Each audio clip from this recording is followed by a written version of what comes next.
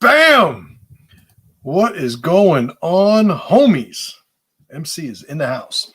What's up? My name is Justin Garcia, also known as Master Chim, and welcome to the Warrior Stream. This is Warrior Stream number 74. We have been at it for a minute here. And today's title, The Energy Path Will Set You Free. We're going to talk about that a little bit. We're going to talk about what exactly I mean by energy, what I mean by path, and what I mean by free. We might even have to get into what I mean by you, right? Words matter. The terms that we're using to design our formulas need to be understood completely, lest they add clarity to ambiguity that just makes us more clear and why we're confused. All right, I'm rambling. I'm freestyling. And music was giving me some flashbacks. So, all right, hope everything's well. Good to see you guys. We got a bunch of guys on the stream already. If you guys do not know, I just launched my community, my online community, and I'm so freaking excited about it. It's going well. It is, the energy's high, and I'm it's like I have another outlet to inspire energy and share formulas and basically take credit for all the progress that everybody's making. Years ago, I was first exposed to Anthony Robbins' 6 basic human needs. And if you guys have never heard about it, I would definitely suggest reading up on it. I am a supporter and an advocate for that as one of the paradigms that we set when looking at or assessing, the trajectory of our lives. But one of the things is significance. Another one is certainty. And another one is contribution. And these things together, I try to design in my business model scenarios whereby I get a lot of those needs. So I never have to sort of pull back in what it is that I'm doing. Sometimes the alliance that I have with individuals just isn't strong enough to give them everything I got. And they either break or there's no return. So it's, if I'm investing and there's no return at some level of scale, it becomes wasteful, right? Because there's usually somebody who has a little bit more of a mutualistic dynamic with me that would be a better idea, to invest that energy in, because it would be an investment in that sense. But in today's email, I want to see what the phrasing that I used to describe what was going on. Obviously, if you guys have not gone to masterchim.com and signed up for the email, then you're fucking up. You need to be on that email list, because I'm fucking sending fire, on a regular basis. And I'm a little biased also, admittedly so, but it's one of those things that everything that I'm connected to, not everything, but almost everything that I'm connected to in terms of my productivity and my alliances, the overwhelming majority of it came by way of somebody connecting with that email or some message in that email being shared with somebody, and it resonated in a way that they sought out an alliance to some level of scale with me, whether it was buying the book or doing coaching or becoming a student at one of the Jungle Gym schools. But whatever it is, get on that email, because I write it for everybody and it's there. So I want you to enjoy it. In this morning's email with the link for this show, I wrote, this is the quote I was looking for that I wrote, the greatest vehicles of success are useless if they've got no gas in the tank. When we are looking at what energy means to a tribe, before we get into that, let me just say what's up to everybody. A bunch of guys here. Jesse, what's going on, brother, man? Johnny Groob in the house. John Saxa, good to see you. James, what's going on? James says, call your mom and remind her that today is just a test and not nuclear Armageddon, or is it? Oh, man, I don't have the news. I don't even know what the fuck you're talking about, but it doesn't sound good. Maybe I'll give my mother a call after this. She's probably watching. Ma, I'll call you when I'm done. Caceres, what's going on, brother, man? Good to see you. Judge Cohen in the house. Lo-fi grooving. That's right. What do you guys think? Do you guys think during these talks I should have like low background music, or do you prefer it like this, where I guess you could add your own music, wherever you're at? Give me a comment in the chat box. What do you guys think? Should I have? Because listen, enough people say it. Don't threaten me with a good time. I will put that track on, and it will be part of the ambiance moving forward. But let me know what you think. Willie Quesada, what's up, brother, man? Good to see you. Felix Mendez, good to see you, my man. Hope to see you in real life, at some point soon. My man Corey, what's up? Good to see you. Always showing up, making it happen. Judge Cohen says, you ain't climbing my ladder, but you showed me how and where it was. Gratitude, yes, and you are most humbly welcome, my friend. I've known Judge Cohen in the real world. I'm shutting off my devices at 2:20 Eastern Standard Time. Right on. I've known him in the real world for some time now. He's frequented my events, belonged to a bunch of my groups. He's in the new group as well. And it's one of those things where, it's like I have to create these relationships because I don't feel like I'm worth a shit if I'm not getting the feedback loop from my allies and the alliances I have. And when I choose bad allies, wind up with bad alliances, wind up with bad feedback. Not a good feeling. MC is not a happy boy when that happens. But, you do something long enough, you start to get better at it. And building alliances and choosing the right people to invest in is something that I'm certainly climbing the ladder of, and my man Judge Cohen is a testament to that. 2 p.m. today. Okay, that was okay. Now it's starting to make sense. What Judge Cohen said, I'm shutting off my devices at 2:20. I don't know what the fuck what that means, but I didn't know what that means. I thought it was like, okay, spend some time with the family and shut off the devices. But now Corey's adding a little bit more context. 2:20 p.m. today, there will be an emergency alert test between the U.S. and Russia is running 1-2. Well, I'm telling you right now, like, this is a further proof that I don't have the news. Like, I do not connect. So I appreciate you guys letting me know. I guess maybe this is not a great example of why that's valuable. This might be the example where maybe you want to have the news. But thank you for that, Corey. Stellan says, afternoon. Good afternoon to you, my friend. He says, no music, please. But you spelled it with a K. So I don't know. Are you being like manipulative? Is there like a secret hidden meaning? Or maybe English is just your second language and you are speaking and writing in another language better than I do. Jesse says only if it's Slayer. That ain't happening. I was still raised in the Bronx, so I have some musical, associations that were embedded early in my life. Slayer is not one of them. Big Phil Hathaway, what's going on, brother man? Good to see you. Chris Lothar, round 2 indeed. Chris is one of the members of my mastermind group. We were solving the world's problems a few hours ago during our one of our weekly calls. Judge Cohen, I'm good either way on the music. Give it a try.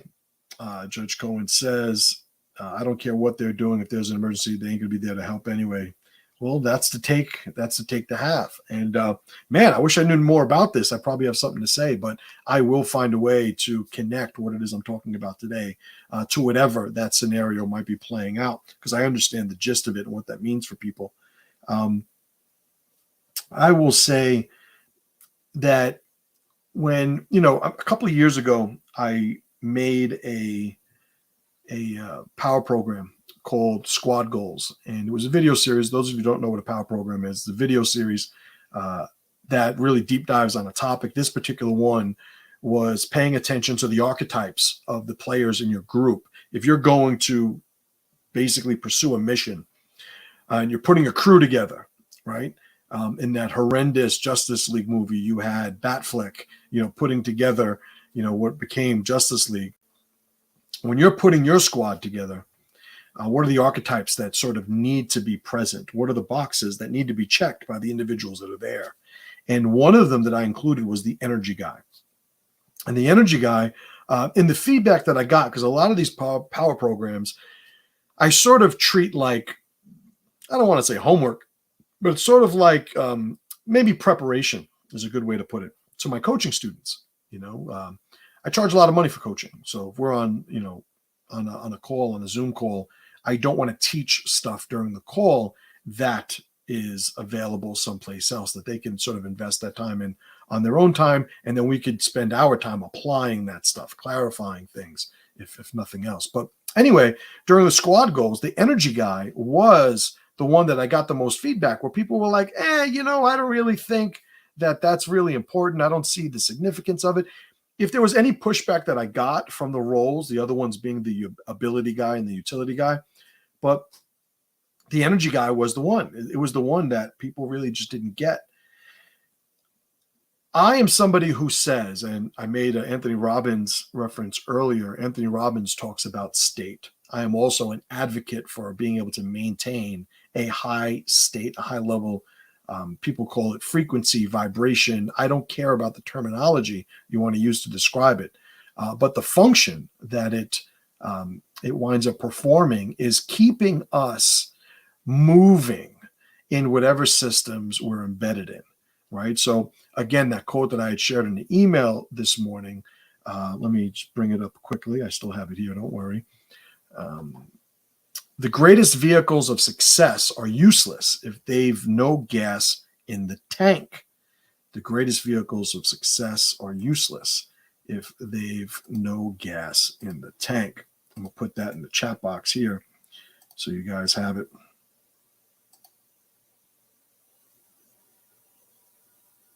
All right. So all that being said, we find ourselves during the course of our day and days at different levels of energy. Sometimes we're sort of run down. Sometimes we're operating at a really, really, high state.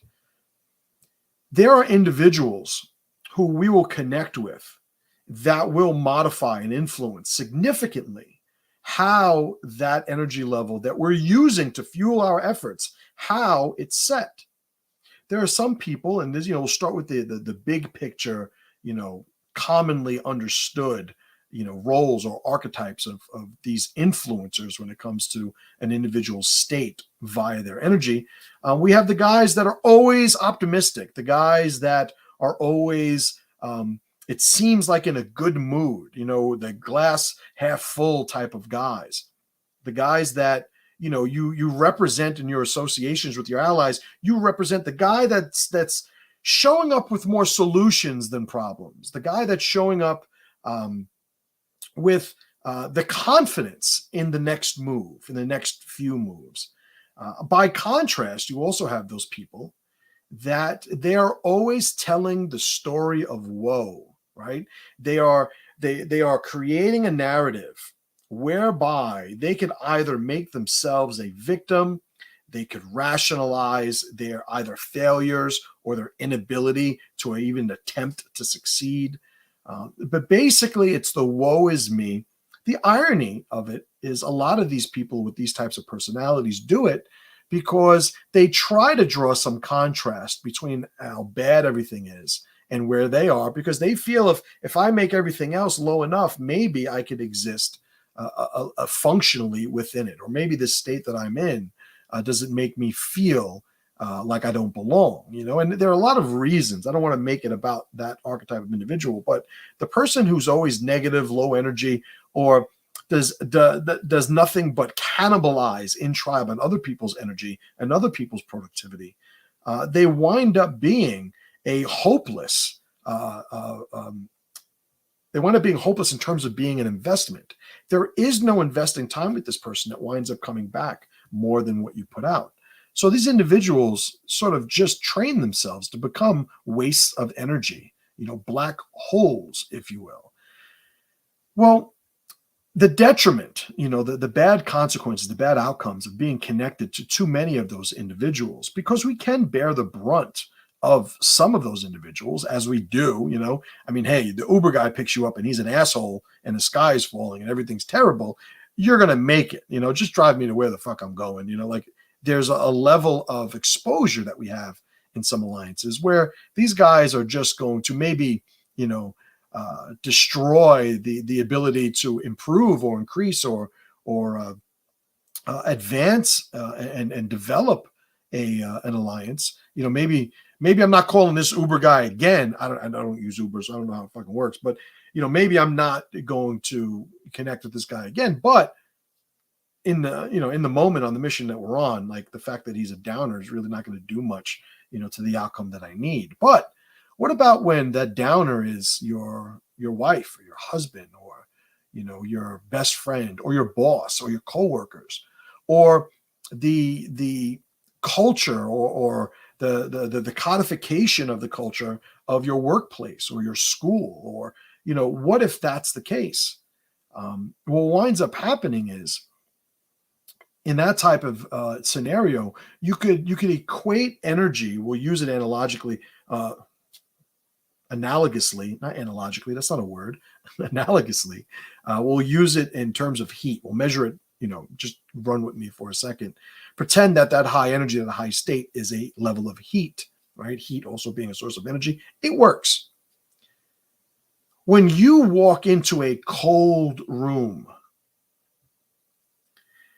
your temperature, your heat, your energy via that heat dissipates into the room, and it dissipates into the vessels you are exposed to that have less heat than you. Well, here's the thing though. If everybody in the room has more energy, more heat than I do, then I benefit from that.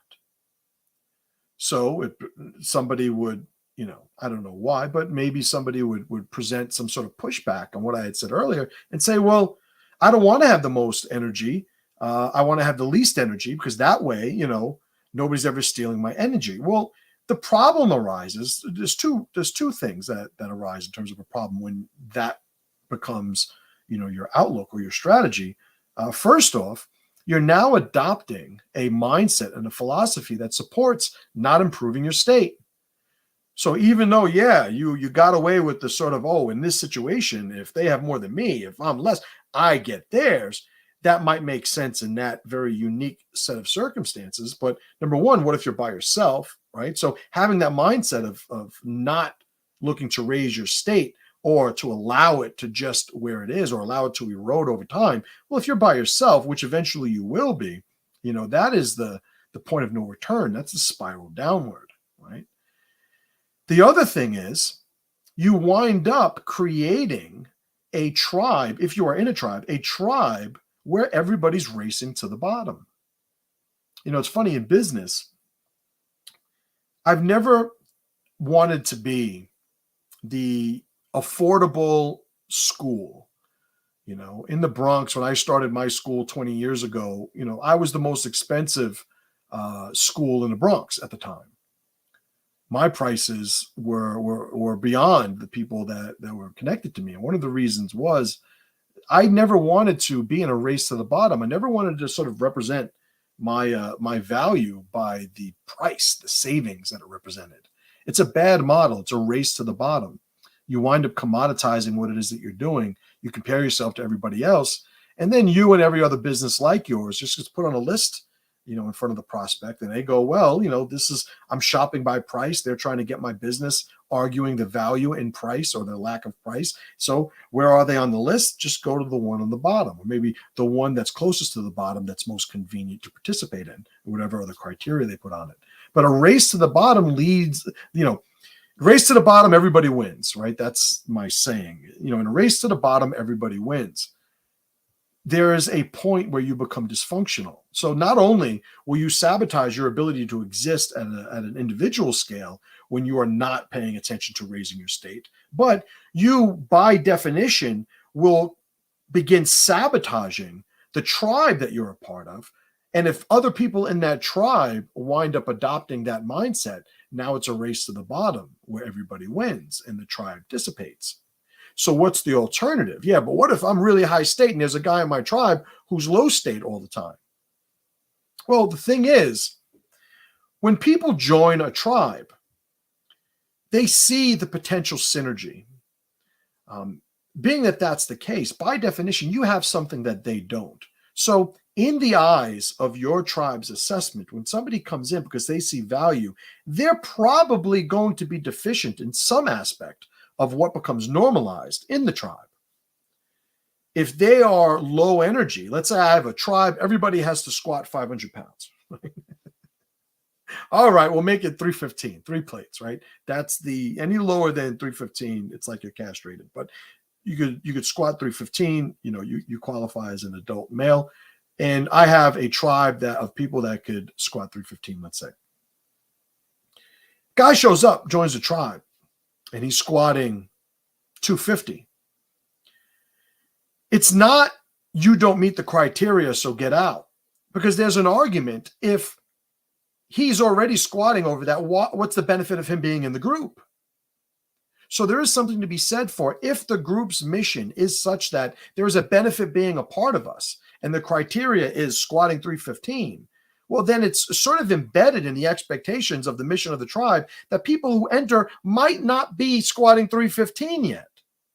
And then the culture should be able to remedy that. It should give them a path, a clear path, that their efforts are going to lead them to where they want to be, in this particular hypothetical, squatting 315 pounds. So when that mission is clear, we understand that when you come in, it's okay to be a little deficient because you're on the bottom of the ladder. You're at the base of the mountain, so to speak, right? And you should be expected to progress up to the point where you are now achieving the synergy that's a part of that, right? Well, again, there's something to be said for what happens when a guy's been there a long fucking time and he ain't climbing that mountain. And the energy he was getting in the beginning is now not being leveraged into progress on his end by him looking to climb the mountain. Well, that is not a tribe that is going to be able to sustain itself. Now, understand, tribes in general, there are a bunch of subcategories, and I'm probably going to either revise Tribalnomics or write another book altogether, but there are a bunch of other archetypes that I've since started using pretty regularly in the canon of my stuff. And we have the pets, right? The pets. There's a mascot and there's a pet. These are two archetypes that I address in these types of situations. Well, the pet is the person who is basically taken care of. He's sustained through the surplus of the tribe. It's like we could have a pet, just like people have pets. It's like a tribe could have pets. And this pet doesn't necessarily need to follow the criteria. The pet could be a little eccentric. It could be a little, out there, a little atypical, abnormal. But the tribe, sometimes the energy guy is the pet, and it's the guy or gal who, when they show up, everybody starts laughing. Everybody's in a better mood. Oh, when they see this person there, they feel better. Well, pets could have value in an application. So having a pet isn't always a bad thing. Sometimes the pet is the guru or the owner or the founder or the creator, the CEO's son or daughter. Fucking pain in the ass, this kid. Kid useless, spoiled, whiny, doesn't do anything. But it's the boss's kid. What am I going to do? If he had 20 of his kids doing that, it starts to disrupt the function of the tribe. But you guys get the point. So yeah, somebody could be a pet and not climb the ladder.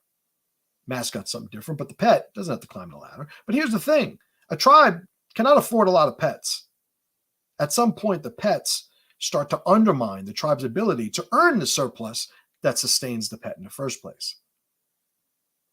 So what do we mean by the energy path now? If we're talking about well, how do I design a path where this is not going to be a problem? I could design a path where my energy is high, and when I'm part of a group, when I enter a group, the group does not look to suck the energy out of people who wind up entering it. What do these applications look like? What do these outcomes look like for an individual? Well, one of them is, you have the mechanisms by which you could raise your own state. I have my own collections of rituals. This is a very personal thing. I've shared some of these things before. I like going on hikes, pretty common thing, but I go on hikes, I get fired up because it's a creative outlet. It starts activating my diffuse mind and my creativity. I'm taking notes, I'm listening to audiobooks, I'm doing all these different things. So it winds up being a state energy raising ritual for me. Whenever I shower, I have usually some form of philosophy. A lot of time, most of the time, it's Alan Watts, to be honest, and it's one of his lectures, and I'm listening and I'm arguing with them. I'm taking notes. Me interacting with this lecture that I'm hearing sparks connections and associations that allows me a creative inspiration as a result of it. But these are energy-inducing rituals. Another thing that I've done in the past, I haven't done this in some time, but I've shared it before, is I like watching those. Don't judge me. I like watching those audition shows like American Idol, not just in general, but when the people audition and everybody thinks they're going to be terrible and they wind up crushing it. I love watching those videos. Because of all the themes associated with that and the fact that this is a real world, situation, as much as I condemn a lifestyle that is that where an individual gets value and sustains himself on observing sports, right? The sports lifestyle. I watch sports. I'm happy when my team wins. I'm sad or angry when my team loses. As much as I abhor that, there is something to be said for observing people overcoming those situational pressures that are just like everybody else's life in different applications. I don't know if you guys have watched that documentary series, The Last Dance. It's about the Chicago Bulls. One of the young, just really positive memories I have with my dad is watching New York Knicks game. So I got to say that, there was a point where I didn't want to watch the Bulls. The Bulls were like our enemy, growing up. It's one of the few things that I got to share regularly with my pops. And eventually enough people had told me, you got to watch it. And I'm glad I did.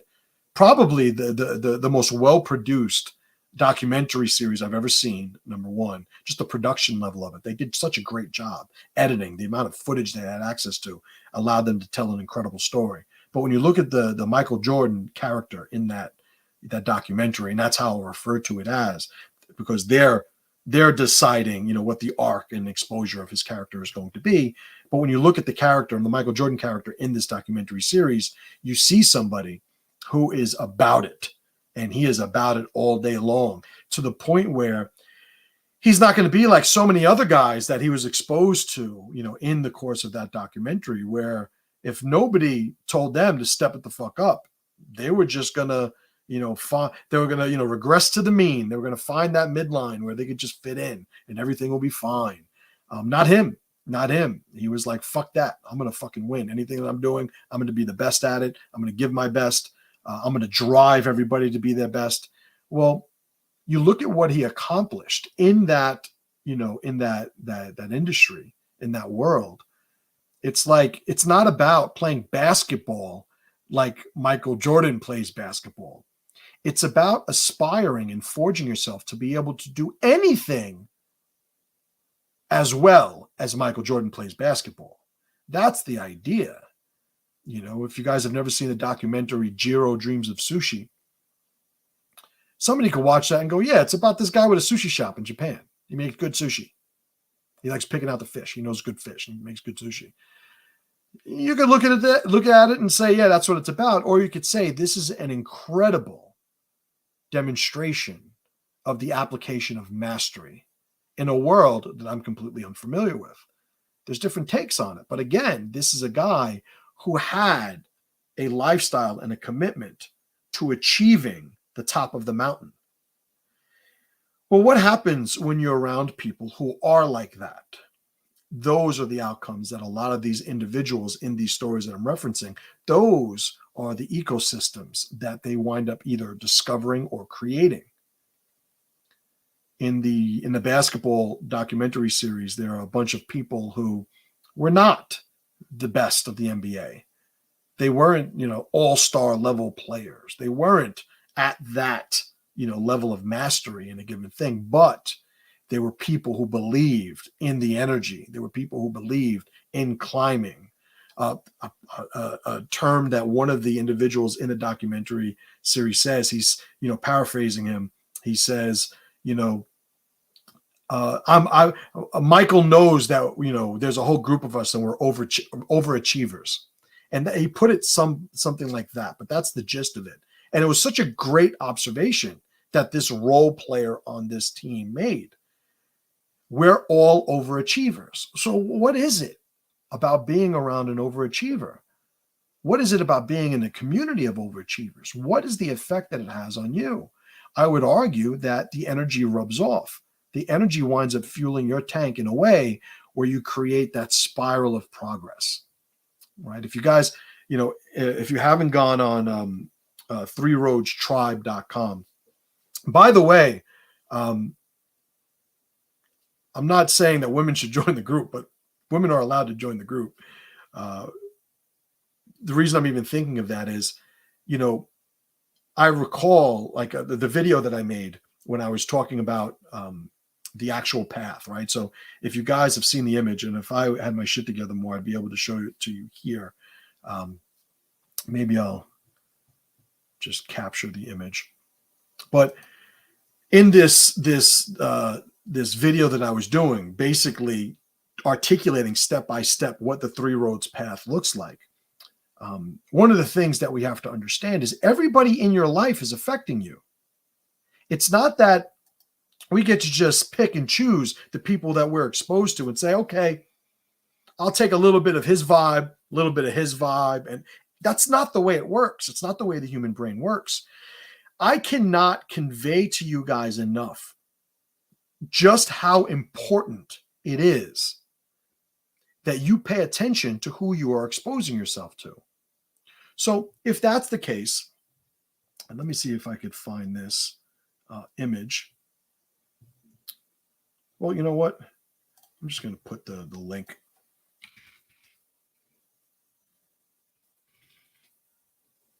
Let me get fancy here for a second.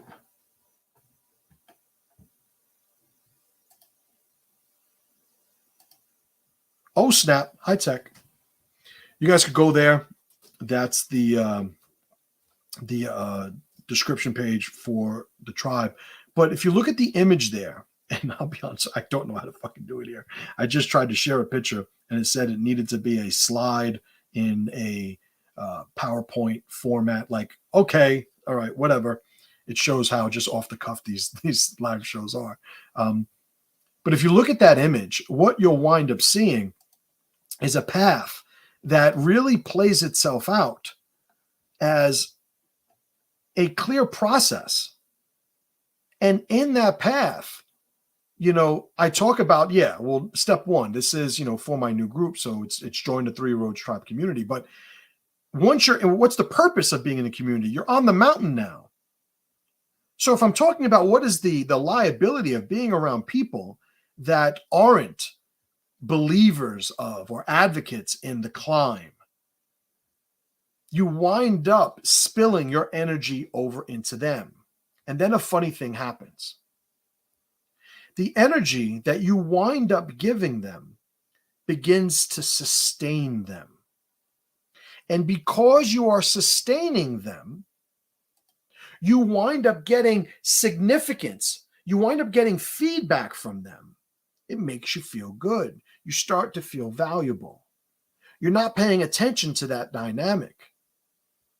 This is how losers make you feel like a winner. But what you don't realize when these losers are making you feel like a winner is you are becoming the champion of the losers. That's the way it works. So you could sit there and try and, I'm going to make everybody great. I'm going to listen. Fucking been there, done that. Or you could start paying attention to these dynamics at a level to where we understand some of the associations and alliances we have. Not everybody has a business. Not everybody's an entrepreneur.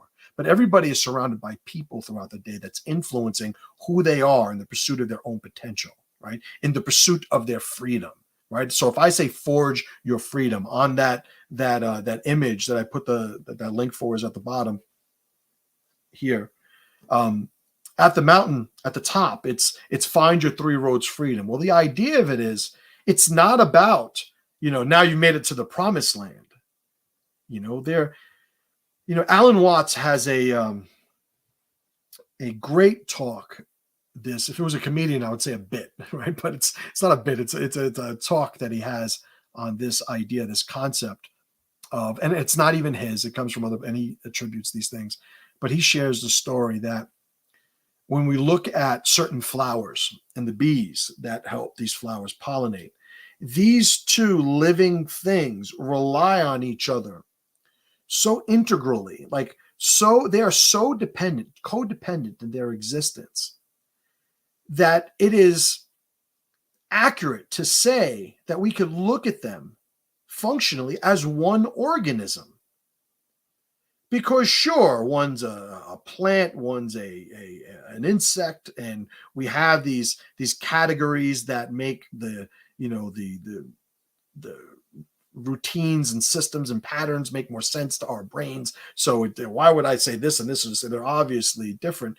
Yet when we look at anything we would consider to be an organism, our human body, there are different components to it that we understand exist separately, but we're still okay connecting these things together. But the point of it is, if we're climbing a ladder and we're trying to get to the rooftop or to the mountaintop, and there's a ladder, and right before we step off on that mountaintop, there's that final rung.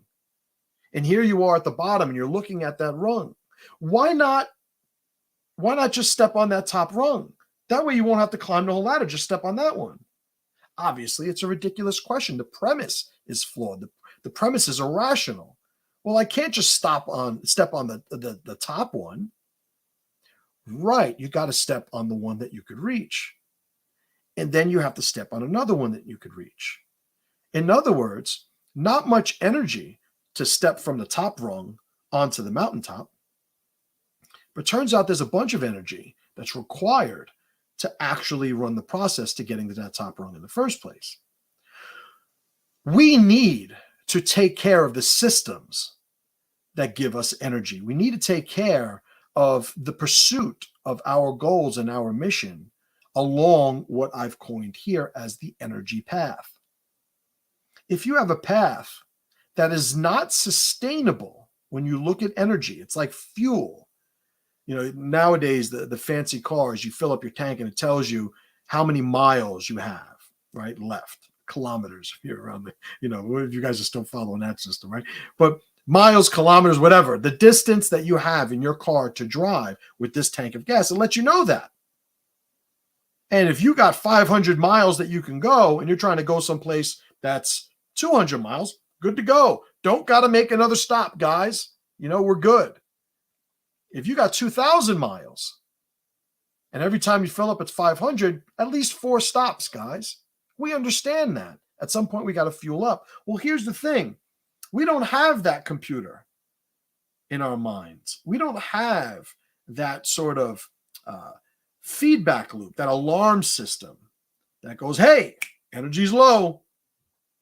We do in one aspect. We get tired and we need to sleep.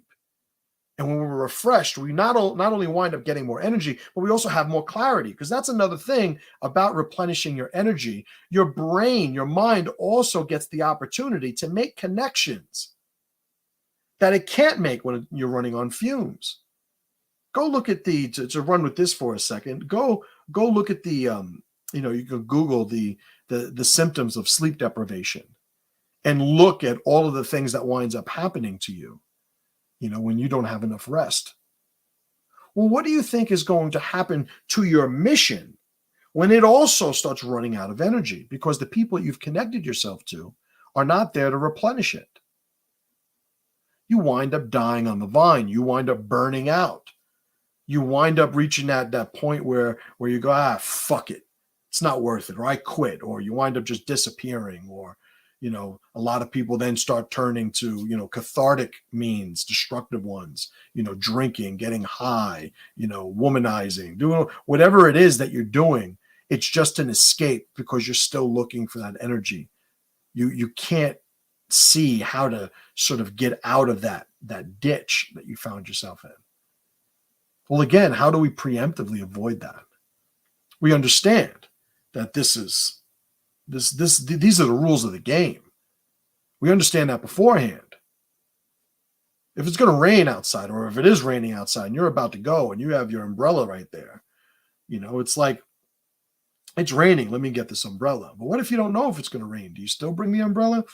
Sometimes you get caught out there. But some people go, you know what? I don't know if it's going to rain later, so let me make accommodations so I'm protected if it does. Well, just like that, I'm telling you, I don't know if you're going to run out of energy, but I know a lot of people do. I know one way, never run out of energy. Never try to improve yourself. Never try to climb. Climbing a ladder doesn't make you tired if you don't climb it. Climbing the ladder doesn't make you tired if you start climbing and right before you get tired, you just stop. But that's not a climber. That's not what climbers do. In that video that's in the group, the link is there. It's a 30-minute video, 30 and change. I said 31-minute video. Part of it, I say, if I had the graphical ability, it wouldn't just be one mountain and this sort of jagged path up to the top. It would be a spiral around the mountain, because we would have to understand it's not such a linear expectation we should set. This is not a linear process. Sometimes, we're walking, it looks like we're walking left, but the plan is going up because we're spiraling ever so slightly and climbing. But then the other thing I would have added at the top of that mountain would be the base of another one, because it's not about reaching the top and just saying, okay, I made it. It's about being a climber. Well, that takes energy. There are plenty of people who do well. We look at, generations past, the boomer and the pre-boomer, the greatest generation. These guys were told to get a job, stay there 30, 40 years, and maybe they made it to vice president, upper middle management. I don't know the terminology, but they wound up being worth a shit to this group. And then they leave, and 6 months to a year, they're dead, because all their sources of their needs being met was in that tribe that they left, and they never had the wherewithal to develop who they were outside of that. So they didn't lose those mechanisms once that tribe was gone. So there are plenty of people who they're like, no, this is my mountain, I'm good. And then it's time to leave the mountain, and they don't know how to sustain themselves. They don't have a reason, a purpose. They don't have anything filling their energy.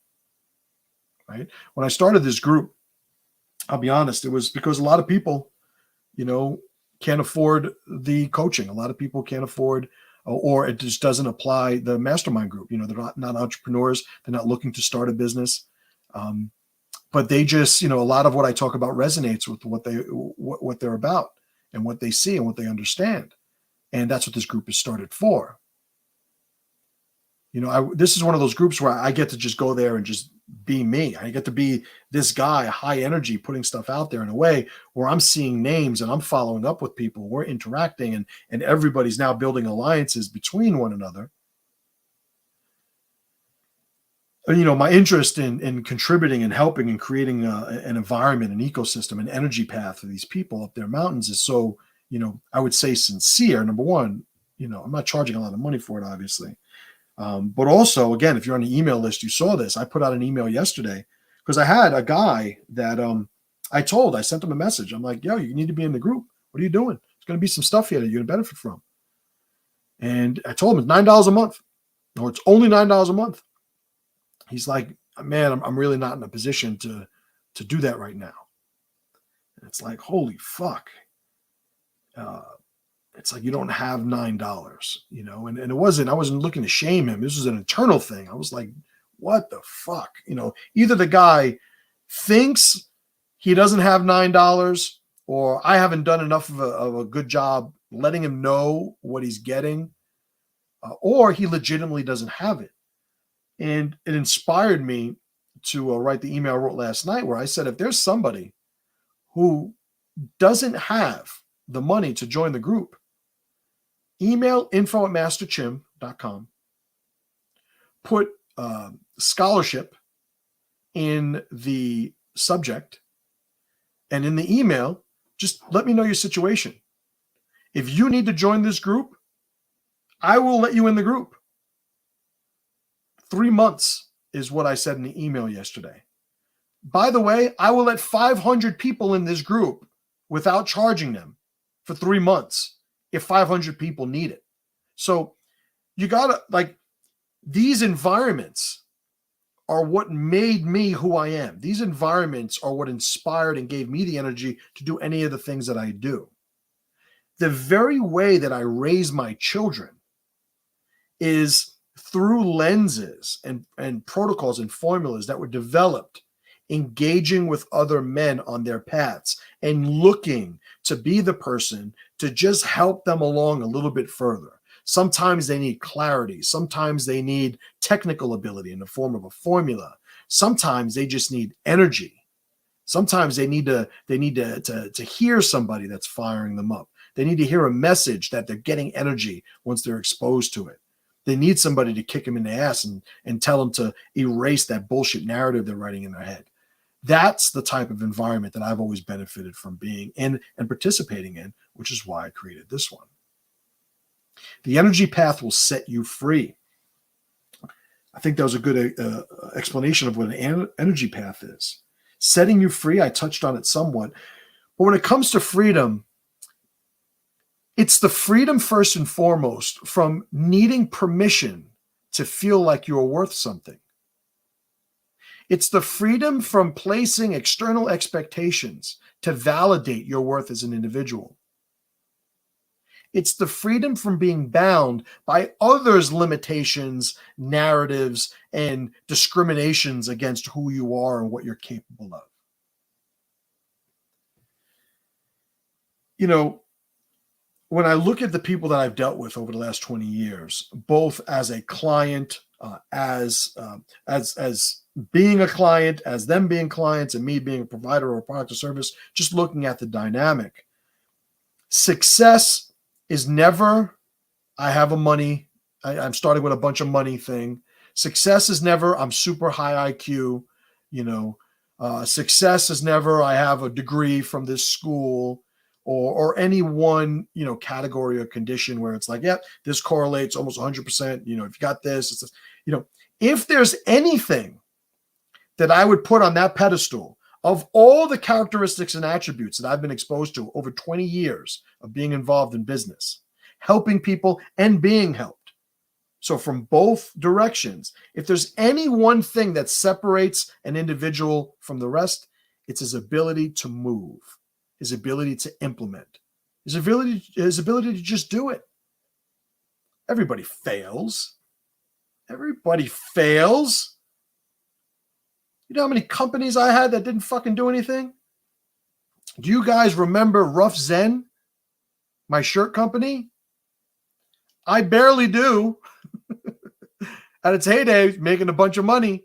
Where is it now? I don't fucking know. I think I got the shirts like in a closet over there somewhere. I still got one of the presses from the shirts in my basement, the other side of the house. Not everything succeeds. But I'm a climber. I need a mountain to climb. Sometimes there's a mountain in front of me and I do what I do best. Sometimes I don't see that mountain, which means I better fucking create one because I got to climb. If I didn't have the mechanisms, the rituals, the tribe, the allies to help me, get my energy, I would have burnt out a long time ago. But I think, at the core of an individual, and it's embedded in our evolutionary design. We're designed to fight. It's in us. But we need to know how. We need to know where. And a lot of times we need to know with whom. You don't need to join my group.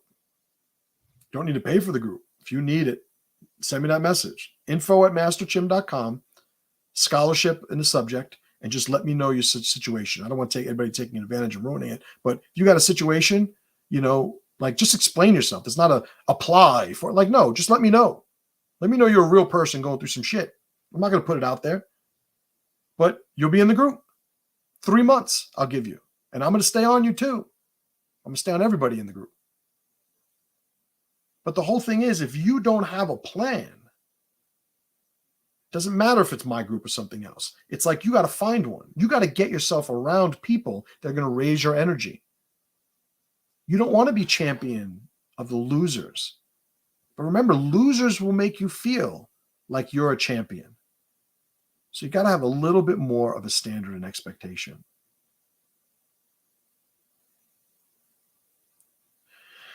I appreciate you guys. Oh man, more than you know, more than you realize, but I do. And I always want you guys to understand that.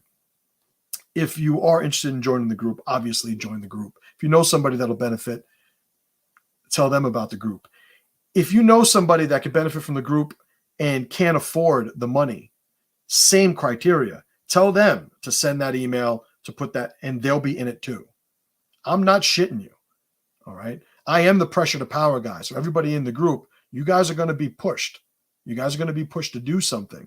Sometimes it's going to be being uncomfortable, but it's about staying engaged and creating a room where everybody thrives. Again, I appreciate you guys. MasterChim.com, ThreeRoadsTribe.com. All the links are in the description as usual. I will be here next week for another Warrior stream, and see you guys on the other side. As always, brothers and sisters, pressure to power.